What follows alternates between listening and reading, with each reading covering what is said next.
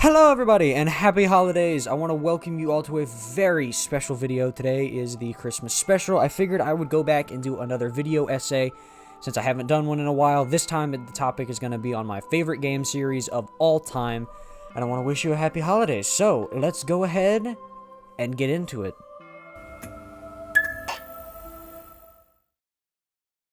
Everybody has their favorite things, their favorite movies, their favorite books, and their favorite games, which is what we're talking about today. But the beauty about favorites is that they have no bearing on if the thing is good or not. I mean, you can look at movies. Movies like the prequel trilogy of the Star Wars movies. They're not good movies, but a lot of people have them set as their favorites. And of course, these things change with age and they vary from person to person. But today I wanted to talk about my favorite game series of all time. This is a series that has defined its own genre of gaming, and it's what competitors base their game off of. It is a series that has changed how to write a compelling rival. It operates on the rule of cool. It is a series about kicking ass and looking good doing it.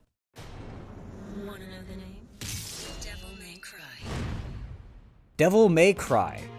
The best games you've never played. Well, probably.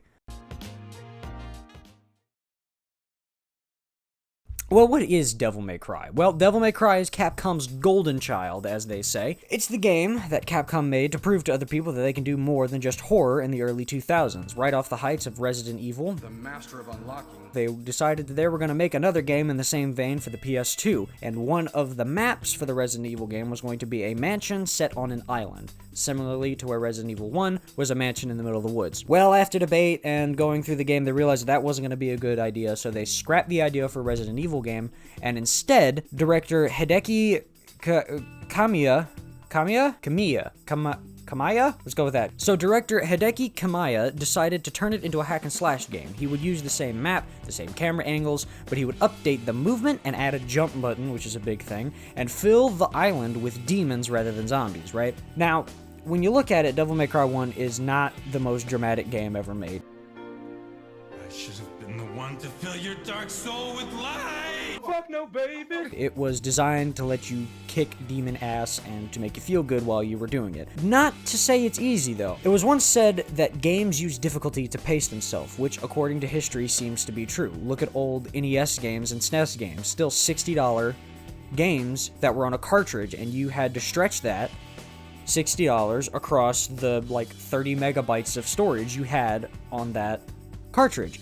So all the games were hard as shit and kind of bullshit in certain areas. Look at the NES. How many games have you beaten on the NES? I've beaten 1, Mario. And on the SNES, I've beaten 2. I've beaten Mario and I've beaten Zelda. And that's it. I haven't beaten anything after that. And Devil May Cry does a similar thing, but it's dialed down. Games like Mario and Zelda have your basic actions that everything translates to, right? You have your 2 buttons or your 4 buttons, and all of the actions translate into that. Whereas Devil May Cry is different. You see, you have a whole arsenal of different weapons you can use. You got Force Edge, then you get Alistor, which allows you to use Devil Trigger, then you have Sparta, which changes your entire moveset, but it's still really powerful. Then you have Demon Bruce Lee, aka Ifrit, and then you get to the guns, which you have dual-wielding pistols with infinite ammo, you have a sawed-off shotgun, you have a grenade launcher, and you got this thing! Which, don't ever use this. Never. Don't use it, ever. Now we go to Devil May Cry 2, which is not so great. You remember how I said that Devil May Cry 1 wasn't as dramatic? Well, Devil May Cry 2 kind of tried to be dramatic and didn't do so well. The story was the main driving force that they decided to use for the game, and it wasn't that great because the gameplay couldn't really back it up. And now we go to Devil May Cry 3, aka the best game in series in terms of story. The gameplay of Devil May Cry 5, I would argue, is the best, but we're not there yet.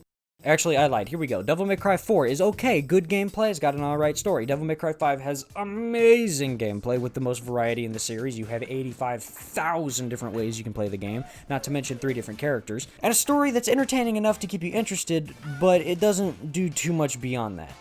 So now, we backtrack to a real guy's game. If you want to be a real guy, you gotta play this game. You gotta play Devil May Cry 3, which is the best story in the series. Remember how I talked about the rival thing? The rival I was talking about was this asshole. We'll get to him in a minute. So the game opens with a 13-minute cutscene of over-the-top dumb action and is built entirely around what's known as the rule of cool, which means fuck physics, do what you think is neat. Not to mention that everything Dante does in this cutscene, you can do in-game. You want to shoot things? Boom, you got pistols. Go fucking nuts. You want to hit him with a sword? Go for it. You knock him onto the ground, guess what? You get right next to him and you can ride him around like a fucking skateboard, twirling and shooting your infinite ammo pistols rapid fire. It's amazing. And this all happens because your brother Virgil sends you an invitation and makes a big-ass tower. So now you gotta go beat his ass.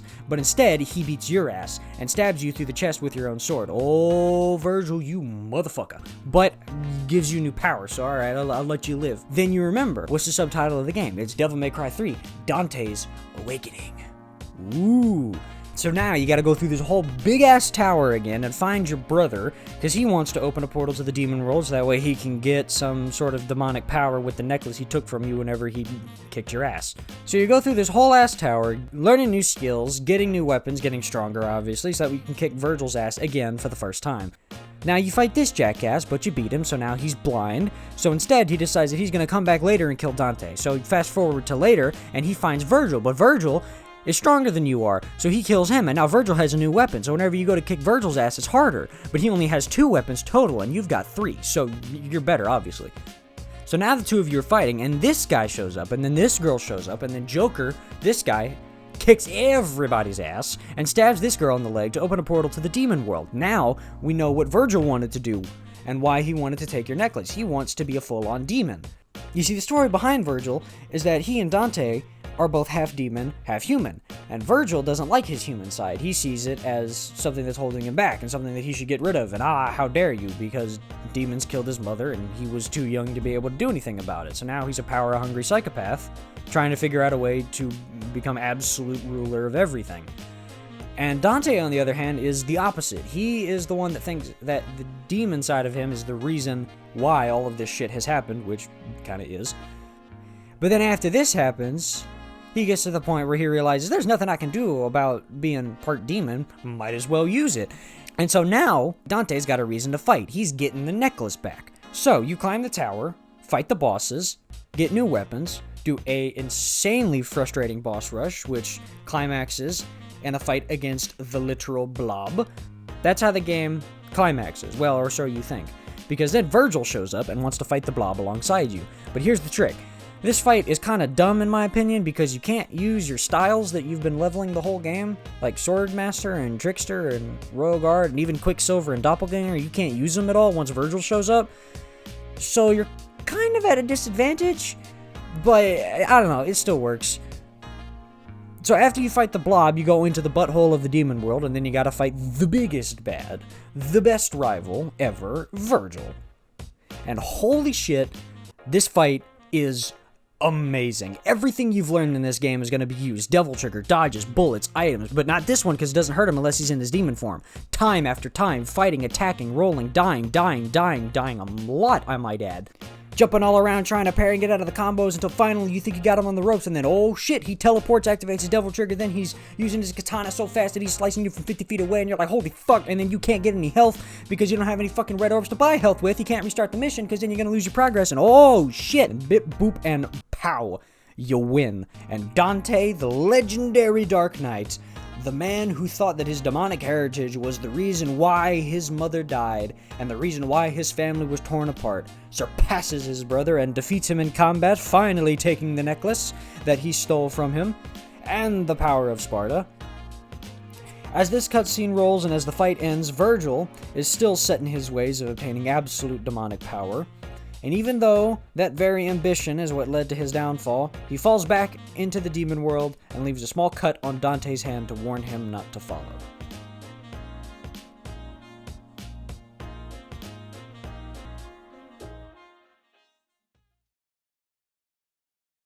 After all of this, you get back out of the tower, you find Lady, you realize why the game is named Devil May Cry. You see, the thing about Lady is that she's a character who believes demons don't feel emotions, but then after seeing Dante being sad that his demon brother died, realizes that out there, even a devil may cry. And so Dante decides to name his shop just that. So yeah, that's why Devil May Cry is my favorite game series of all time. I want to thank you all very much for watching. If you've made it this far into the video, I really appreciate it. It means the world to me. I wish everyone here a happy holidays and a Merry Christmas, and I will see you guys in the next one. Bye!